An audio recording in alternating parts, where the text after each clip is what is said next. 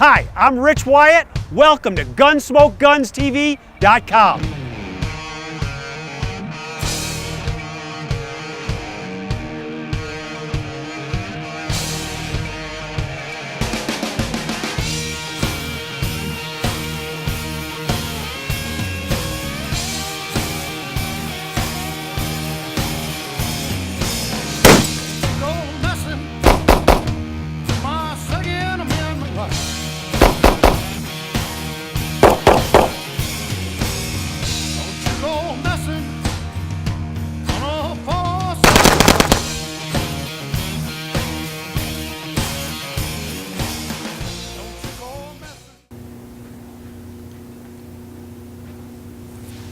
So Bob, we got some bayonets here. Well, I guess Rich got a nice selection of bayonets and native knives, it looks like. Yeah, and as you know, I don't know anything about bayonets to speak of. Well, they're sharp on one side and they have a point, or you're thinking something other than that. Yeah, How pointy are they? That's pretty pointy. This is a pretty cool bayonet. Yeah. You know, the clue to this one is the hanger. Sure. Because the early Springfield 1903s had the same hanger. Right. But this is not one of those. This is actually a Krag bayonet for the model 1898 Krag. And one way to tell, see the space between the top of the hilt and the ring? Yep. It's much higher because there was more space. More gap. Between the bayonet lug and the barrel on the Krag. This is definitely a Krag bayonet. Really in pretty good shape. It's been buffed pretty hard. The US is clear, but the model, the manufacture date is gone.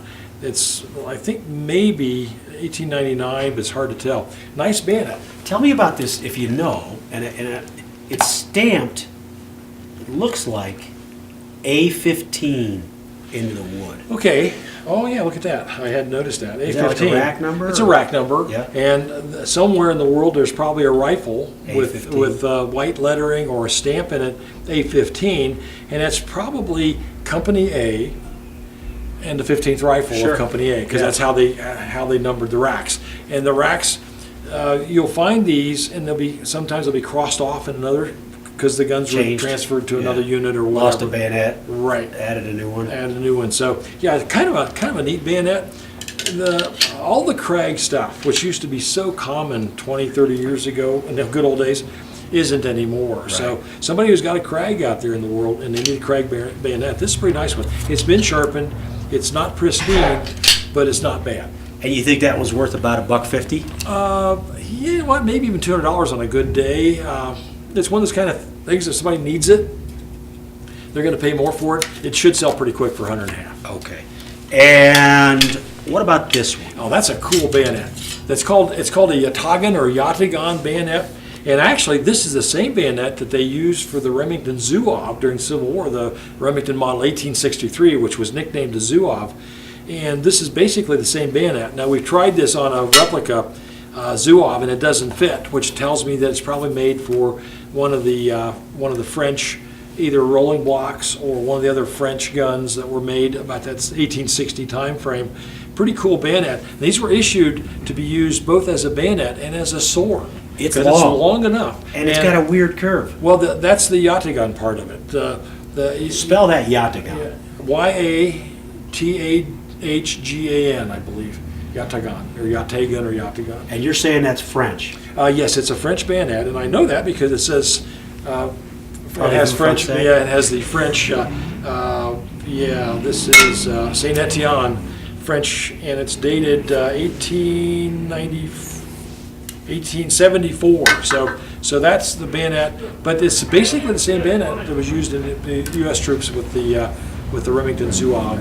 And is that serial number to the scabbard and the thing the same? You know, let's see, 152. You know what? It is actually. That's very rare. Awesome. The serial number on the scabbard is the same as the serial number on the bayonet hilt itself, which is rare because they got thrown in a box and tossed away.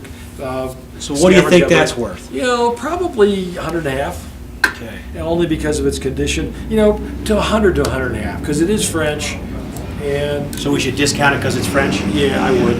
It'd probably be unfriendly. That's right. And you know, but you do get a free bag of fries with it. That's true. That's true. All right, so what other ones down there do you think are You know, cool? there's a couple really cool ones. These are basically French bayonets for the label. There's a couple of those, figure maybe $50 on each of those. There's like 3 of them, and they're all pretty much the same.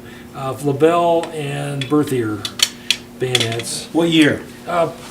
Late 1800s, early 1900s, World War I for the labels. And you think all 3 of those are at about $50? Yeah, 50, $75 in that price range somewhere. Now this is a cool bayonet.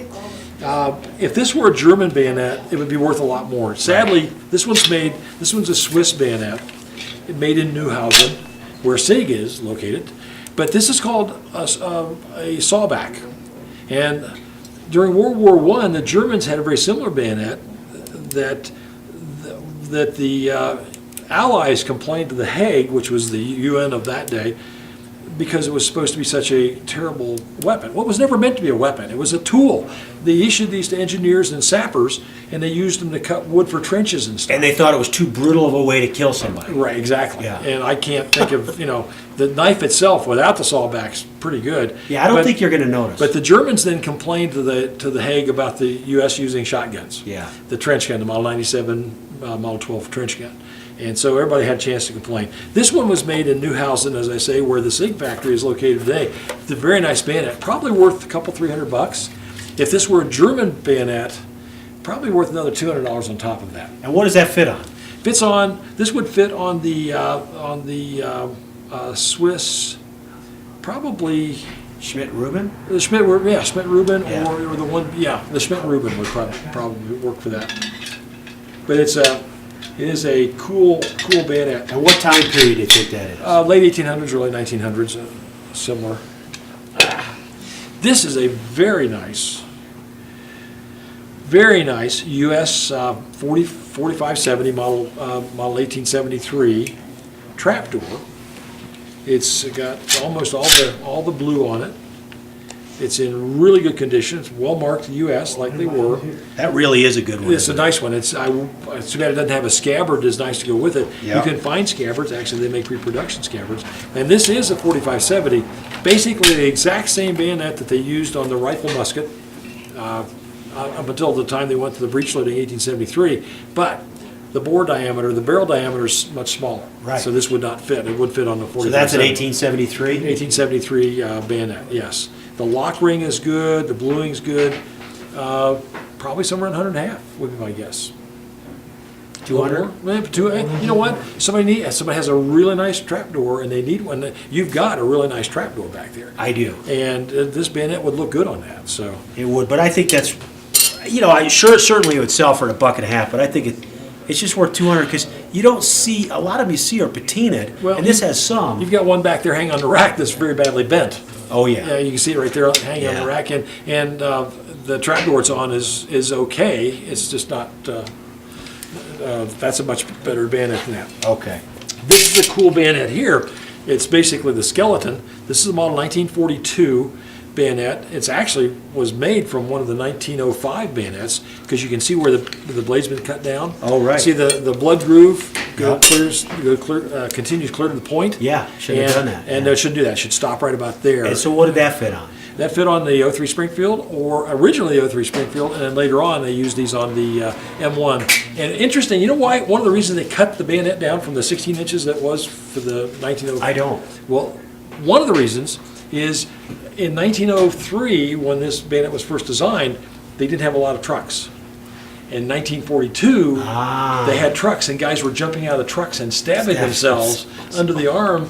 Even with a scabbarded bayonet, that would hurt like the devil. Oh, yeah. And without the scabbard on it, it could be deadly, Deadly. actually. So that's one of the reasons. Plus, it was very unwieldy Now to bayonet fight. that with would a have bayonet wood that long. handles, right? Oh yeah, wood handles on this one. Actually, plastic handles on this Plastic? model. Yeah, plastic handles on this one. So I wonder if that had been in a fire or anything because they're kind of gone. You know No, what? you It's very see it. possible. It doesn't look like it's been burned. I think probably they were scavenged from another bayonet that was better. Well, cool, Bob. Thanks for coming over. Hey, my pleasure, And Rich. talking Nice bayonets stuff. with me because I don't know enough about them. Nice stuff. You know, those French bayonets, all three of those are for this Labelle or Berthier. They're all the same. So, cool.